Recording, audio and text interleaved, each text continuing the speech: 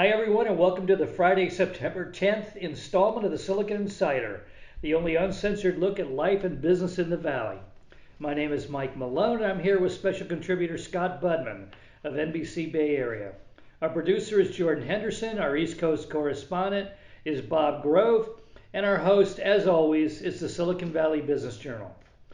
Oh, Scott, we got to start with the Holmes trial. I mean, Yeah, it's underway. It's interesting. And you're covering it. I know. I feel very fortunate, and it's so interesting because you have big crowds. We wondered if how big of a crowd is standing outside that. There were a lot of people really early in the morning because it wasn't just the first week was jury selection. And again, I don't cover much in the way of court trials. A lot of this is new to me on the court side, and very few people seem to care about jury selection. I found it fascinating, but that's because I'm a novice to this. But once it became day one, and we didn't hear from Elizabeth Holmes on day one, but we heard from her lawyer and we heard from the prosecution, the lines were down the street. So are we gonna? This is gonna be like Michael Jackson, where we're gonna leave Michael alone videos, and is there gonna be a Elizabeth camp and a VC camp?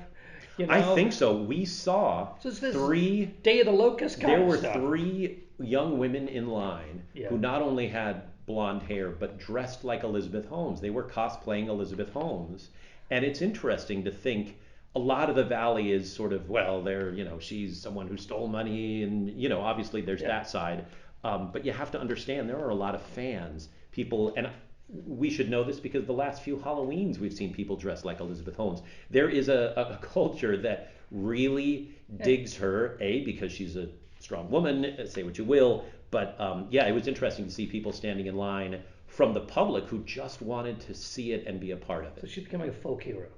This is like Bonnie and Clyde. Yeah, was it you? Somebody said we're going to see the Free Elizabeth signs pop up in Silicon Valley soon enough. Yes, and videos and everything else.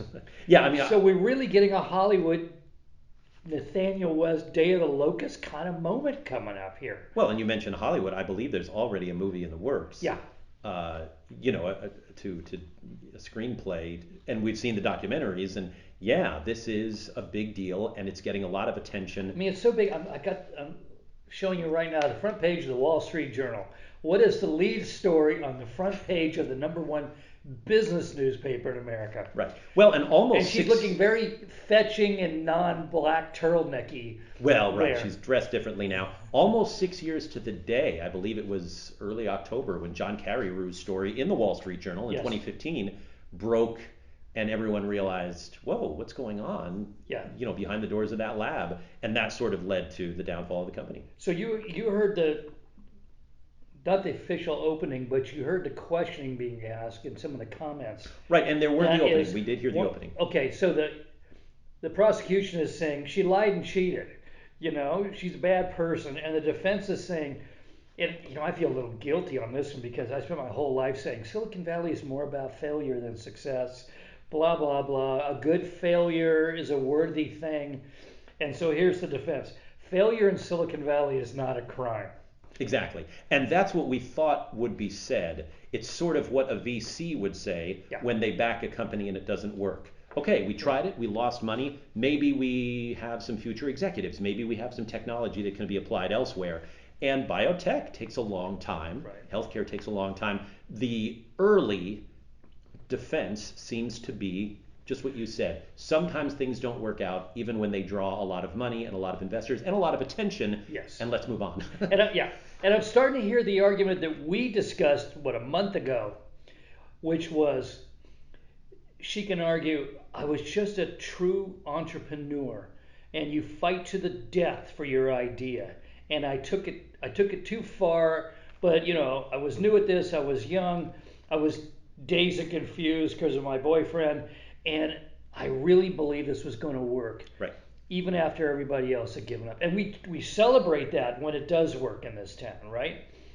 Well, and sometimes even when it doesn't work, it leads to something good. Yes. And what she hasn't spoken yet, but you really hit the nail on the head of what the defense attorney said. And, almost quoting, she put her heart and soul into this, which is an important distinction to did she knowingly lie? Yes. Saying she put her heart and soul into this until the end. She was bitterly disappointed when it failed, but she really wanted it to work. She believed in it, and that's why she kept going until the end, as opposed to what the prosecution is saying, which is at some point during that period, she knew it wasn't going to work, and she still raised money, and she still did the testing, and that's the distinction. Did she knowingly defraud people, or was it, like what you said, the trial and error of Silicon Valley? And this isn't without precedent. This is just bigger, But we've had cases in the past in Silicon Valley where entrepreneurs have tried to keep the company alive because they've fallen in love with their idea and their company. And one day they decide, I'll do whatever it takes. And they cross that line into criminal behavior. Doesn't happen a lot, or at least not that we know about. I think a lot of VCs cover up some of these situations. But this one's just right out there. But there is a difference. I mean, in the situations you've described, even the ones that get covered up a bit, it's usually just money that's lost. Right. And I don't mean to downplay fortunes being lost, but it's investors that lose money. Yeah. And so you might see shareholder lawsuits. But in this case, people were told, you're not pregnant when they were pregnant. People were told, you don't have a disease when they did have a disease. And that, I think, is going to be crucial to this case, is hearing from those people who were told this company and its testing is valid when did she know that it wasn't valid? And I mean, you swing a dead cat around Silicon Valley. I saw some friends the other day and they said, oh, you're covering Theranos. And the woman said, I was told I had something wrong with me because I took a test at Walgreens. Several tests later, and this is a mother of two who had the scare of her life, she found out there's nothing wrong with her. It was the Theranos test. And that's just someone I happen to run into and talk with. There are a lot of people like that. Prosecutors can haul a lot of those people up there. I think they will. Yeah. I think they will. Well, it's interesting. Is there still betting going on among the press corps of which Elizabeth Holmes is going to show up? I guess she's fairly chameleon-like. Right. Well, we know that the outfits have changed, the look has changed, the hair has changed. Well, the voice changed. That's what we're That's waiting the big on. one. That's what we're waiting on. Yeah. I'll let you know. Okay. You want to take any bets on the conclusion? No, you're a reporter. You can't do that. You're not allowed to. No. Okay. Next, Apple. Apple has just announced that September 14th is going to be their big introductory event.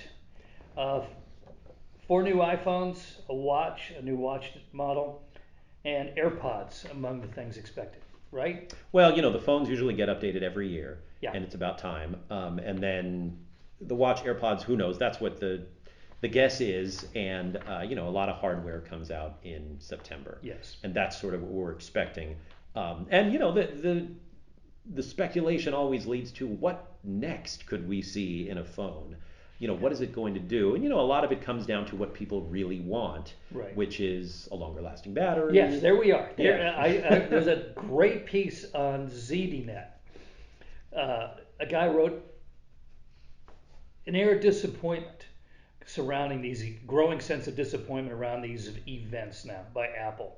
That Apple believers, Apple owners get excited. They expect great big things. The announcements are made at the event. They sound wonderful. But the reality is, when you survey them, what they really want almost never gets answered by these dazzling new Apple products. And the one big one is battery life. Right, and I think that's what cell phone makers all over the place are, I don't know if struggling with, but that's what they want to do is give you more of a battery.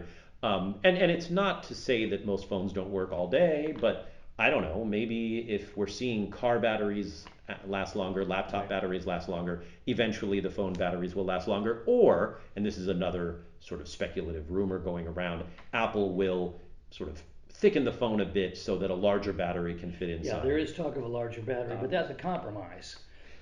Right, but again, you run out of guesses as to what we're going to see in a phone because the phones are so packed with computer-like functions already.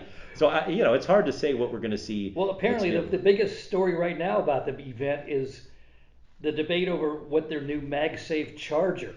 I mean, there's a level of granularity we're not used to. But people are looking at FCC filings and saying, ooh, the MagSafe charger is not going to be that exciting because it's only going to be 15 watts. They're not going to speed up the charging process. I mean, this is the kind of debate that goes on. I was going to say, that's getting pretty niche. I think people really just want to know, hey, is it But they bigger? do Is want it to smaller? charge fast, and they do want the Right. charge to last a while, and they want the battery to survive. Right. Right. To its credit, I guess, I mean, Apple does talk a lot about battery life, whether it's talking about a new iMac or a new iPad or iPhone, and they know that that's on people's wish lists. And it's funny because the battery strength and size and all that really does get a lot of play when we're talking about electric cars. Yes. But a little less when we're talking about portable devices. And yet, like you say, that's what people really want. And maybe this is a time when that starts to become front and center because people are so used to phones that do, darn near everything else. Well, Maybe they want a better battery. that's what's surprising about this ZNet piece was I hadn't seen one this negative about Apple in a while. A pattern of disappointment. There's a gap between what the buyers say they want and what Apple serves up year after year.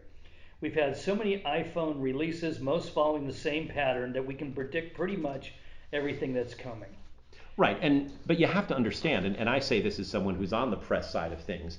There's the press side of things who might say, gosh, a pattern of disappointment. Yeah. And then what if you're an Apple shareholder? How disappointed are you that we keep setting records in buying iPhones? They're a happy bunch. Right. I know some people that have retired. Right, for the on their company Apple that is stock. literally the most valuable company in the world. I wouldn't call that a pattern of disappointment. So on our side, hey, we're here to be critical and we're here to cast an arched eyebrow at these things.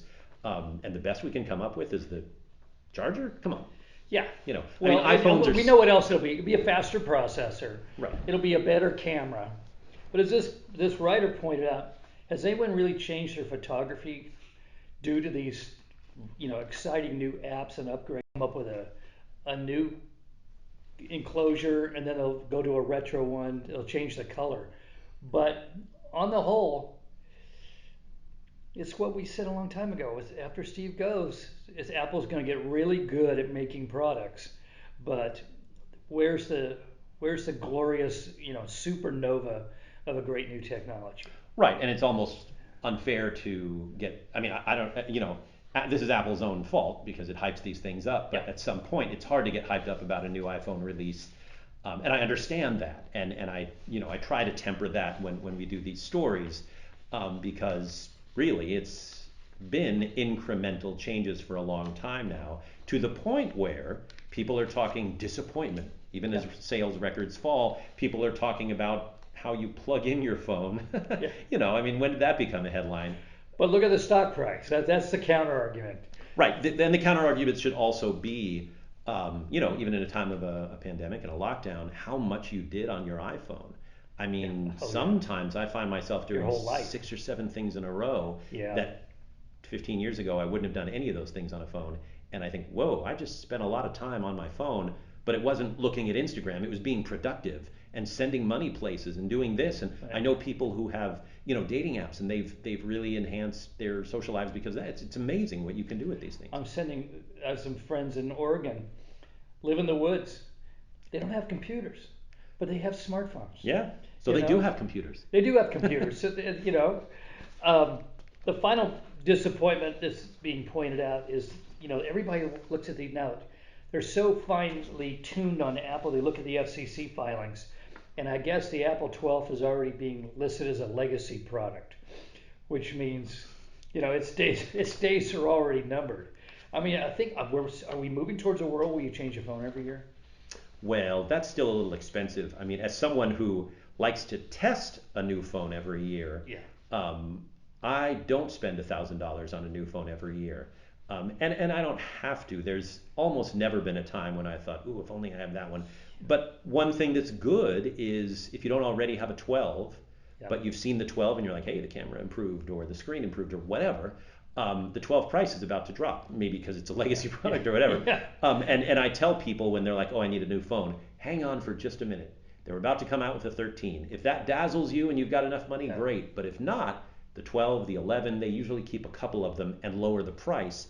And these are strong phones, and you'd be able to get them for less than what a lot of people pay for them. You just have to get used to the looks of the other people at Starbucks, that you're a troglodyte, and you have this anachronistic product where they come over and say, oh, is that Is that one of those 12s? I remember those. Well, I don't know. If I cared about how they looked at me at Starbucks, Yeah. I'd go back and get myself one of those Motorola razors and flip that open every time, like I'm in some Beastie Boy video, and I think that would impress people. That'd be slick. Yeah, exactly. I saw my AOL count just because of that. There you go. I'm a man of the people. Okay. Man of the people. It was an up and down week for Bitcoin. I mean, the big news was we have a country now accepting Bitcoin as currency. El Salvador. I mean, it's not like, Poland or, France. The EU, but, yeah. But it's El Salvador. Right.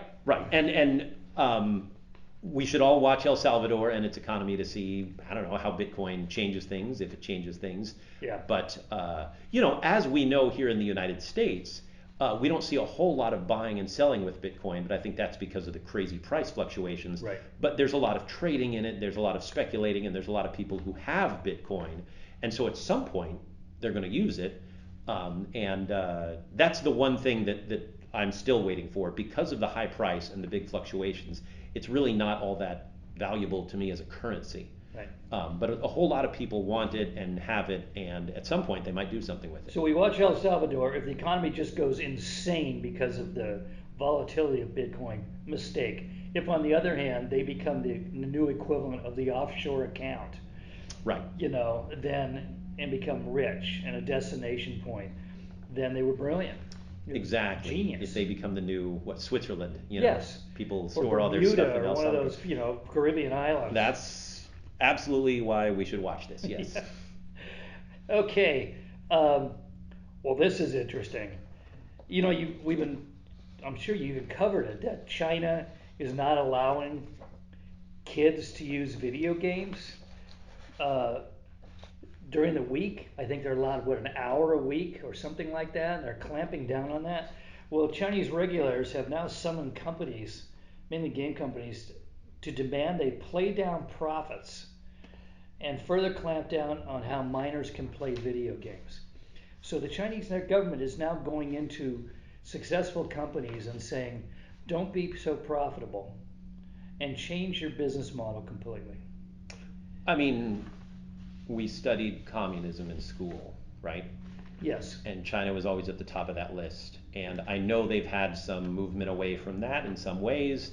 They're a huge destination place for companies to sell things. They have a consumer culture. But especially in the internet era, they've really cracked down a lot. They're famous for that. And so this didn't entirely surprise me. But yet they called in Tencent and NetEase. Very profitable companies. They're very profitable companies. Right. But again, to say, hey, greater good here as opposed to your good, right? Yes, but do they understand profits? That profits aren't just guys with monocles and top hats putting large bills into their to their vest pockets. This money turns around and is used for product development. Well, but right, that's sort of a growth startup culture, right, which we would associate with capitalism. Yes. Right? I mean, I've studied Russian and I've studied that economy, and I've talked to Russian entrepreneurs who tell me they wish there were more of them, that it's really hard to start companies in that culture because unlike here, you can go up the road and get funding and you can get an education and start a company while you're in college, and Russia just isn't yet built that way. And China, maybe it's sort of, I don't know this, but maybe it's the same there where it's, not as much of a, I don't know, capitalist society, which we know. Well, no, but it was, it was always known as the nation of shopkeepers, and then these were small-time entrepreneurs. It would be the perfect environment, as we saw the last 20 years, for people to indulge in entrepreneurial behavior, make money, create prosperity. Yes, but it's a society that also cracks down on that. Well, it certainly does, and and maybe we're seeing their weak spot, which is they can't allow the runaway innovation that they would need to stay on top of the world, which is where they seem to want to be right now. Right, and so you have those who would, the Jack Ma's, for instance, who would foster runaway innovation and funding of companies and seed funding and all that, and then you have those that are cracking down on companies like NetEase. When was the last time you saw Jack Ma? Very, very good question. Yes. And they're using terms like they need to stop inducing addictions. That reminds me of, Stalinist era, breakers and, Well, 20 years ago, 15 years ago, we were talking about video game addiction too. No one could prove sure. it, but it was sort of the puritanical ethic of should we be encouraging our kids to play video games? And, frankly, I hadn't heard that argument in a while, but during the lockdown, people were saying, oh, my kids are getting back into, video games, they're addicted to them. And Right. I thought, well, I haven't heard that in a while, but yeah, they were playing a lot of video games, as we know. Yeah, you could argue, look around. Yeah. How salutary were those video games for a generation? And as long as I had the Wall Street Journal here, I note the beginning of another major feature scandal, which is TikTok serves up sex and drug videos to young users that you go on for, other stuff, and pretty soon you're heading down that hallway into the other room at TikTok. You think that's going to be a big story? It was a pretty big story when YouTube was doing it. Hey, come for the cat videos, stay for the, Yeah. And yeah, TikTok is the new YouTube. So yeah, I think it's a big story. And I think parents are wringing their hands as they did as YouTube grew and as they're going to do that. Same with Instagram, Snapchat. We don't know how to keep that element out of social media because I don't think we can. No. And so the question is, how damaging is it if our teens, and it sounds funny to say this out loud, but how damaging is it if our teens are seeing sex and violence online served up for free? I mean, that's a pretty loaded sentence. It seems like it might be. You talk about, porn and technology were born together, and porn is endemic to technology. It built some of these industries. We don't like to talk about it, but there it is, and it's always going to show up. Right, and so I'm not surprised that that's a hallway you can go down on TikTok, simply because with any social media, it seems like, it starts kind of cute and it starts social and fun, and then it ends up leading to, well, everything is here because nothing is kept out. Well, it's designed for 13-year-old boys, and 13-year-old boys, that's where 13-year-old boys end up. If you know the minds of them, as we both do, having been there ourselves, yes. We know where it's going. Right. Okay, and finally, Amazon. This is interesting. Is this a PR exercise? It can't be. It's too big. But all that bad publicity it had about employees having to pee in bottles and not being able to take breaks and all of that. Now Amazon is offering to cover 4-year college tuition for most of its 750,000 hourly workers. So starting in January, Amazon will pay tuition, fees, and books for warehouse, transportation, and other hourly employees who want to pursue bachelor's degrees. It will also begin covering high school diploma programs for your GED and English as a second language ESL programs. It has not finalized the list of college workers that will be eligible, but will announce it soon. Okay, what do you think of that? I'm fascinated by this. A generation before me, right, was the GI Bill, and that sent a lot of young men and women to college.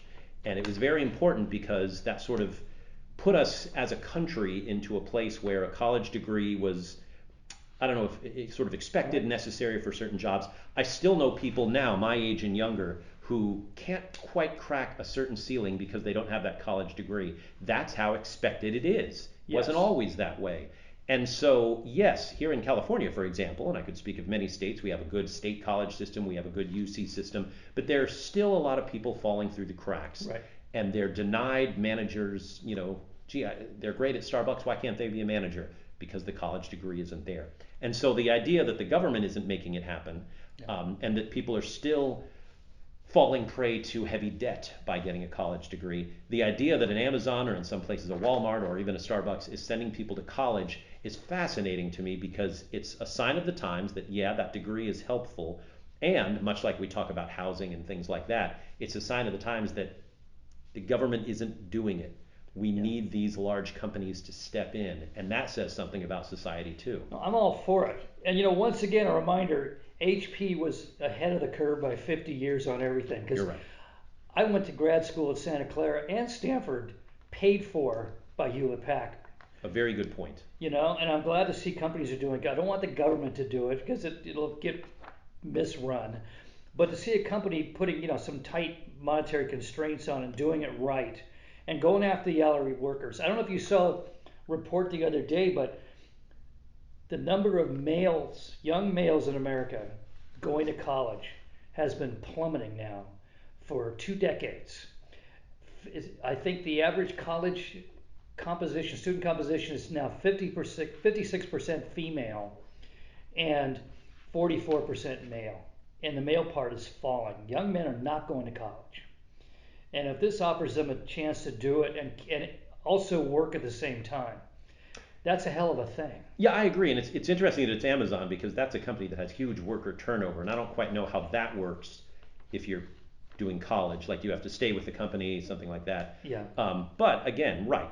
A lot of these jobs, and this doesn't apply to you as a well-educated person at a company like Hewlett Packard, but if you're a line worker at Amazon who would love to get to the next level yes. in this thing we call capitalism, you need that college degree.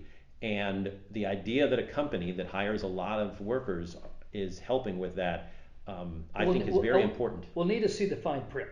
If it's like an airport, like the West Point or Annapolis, where you go 4 years free, but then you owe the military another True. 4 years. That's one thing. If Amazon says, we'll send you to college, but when you get your baccalaureate, you have to work with us for at least 2.5 years or something. Well, I mean, that's still not terrible, but it's not, idyllic. No, some companies will do that as part of a training program or an executive training program. Right. It's not like, well, hopefully not like, hey, you got your 4-year degree, but you have to spend 2 years driving around packages. Yes. I expect it might be more of an executive level training program, which again lets workers get to the next level. And that's important. And that gives a lot of people a better chance at catching up. I have to admit, it's already changed my perspective on Amazon because I look at job listings sometimes, and Amazon's going full press out there. Come work at Amazon, blah blah blah. Great, famous place, great place to work, And I used to look at it tongue in cheek and go, yeah, great place to work.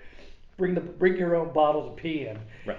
And then all of a sudden after the story came out, I thought, wow, working for Amazon might actually be a good choice for a young person. Yeah, and I will hold off judgment until I see some college students and some degrees, because I wonder when I see those job listings for Amazon, all right, where are the benefits? Where are the stock options? Yeah. You want people to do what in a warehouse? I've been in that warehouse. And I must say, as a parent of pre-college graduate, being in that warehouse around Christmas time, I went home, it's one of those days where you hug your kids and say, whatever you do, trust dad, get a college degree. Yeah, sit them down and say, whatever happens next is up to you, but if you get that college degree, you won't have to be bent over 8 hours a day folding boxes. And if they were Amazon younger, warehouse. you would have said, if you girls aren't good, you're going to have to go work at Amazon. Right. That becomes and so good for them. Let's see the proof and treat your workers better. Okay, well, that's it for now, folks. You can find us on the Silicon Valley Business Journal homepage, as well as on Spotify, Anchor, Google Podcasts, Apple Podcasts, and YouTube. Have a great weekend, and we'll see you next week. Bye-bye.